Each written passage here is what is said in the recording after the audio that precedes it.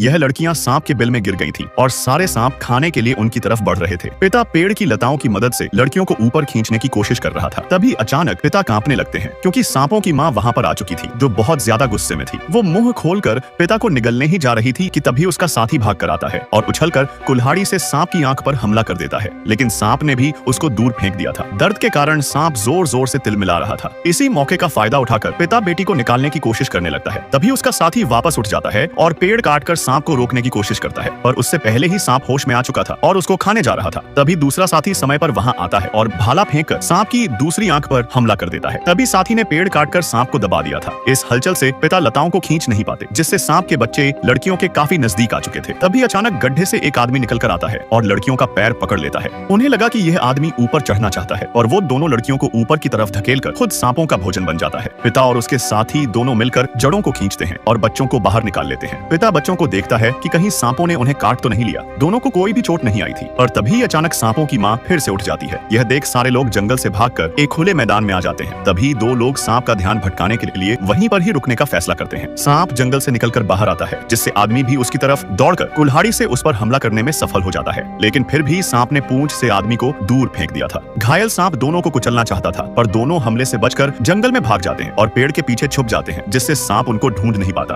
उसी समय पिता अपने साथियों की मदद करने जा रहा था। तभी अचानक उसको पीछे से एक आवाज आती है और जब उसने मुड़कर देखा तो सांप ने उसकी बेटी को एक झटके में निगल लिया था, जिससे गुस्से में पिता सांप पर हमला करने जाता है, लेकिन इतने विशालकाय सांप के आगे कोई नहीं टिक सकता था। इसलिए उसका साथी मशाल जलाकर सांप को आकर्षित कर लेता है और जंगल में आकर मशाल को तेल में फेंक देता है, जिस कारण सांप आग की लपटों में आ चुका था। वो जलता हुआ जंगल से बाहर आता है और मारा जाता है।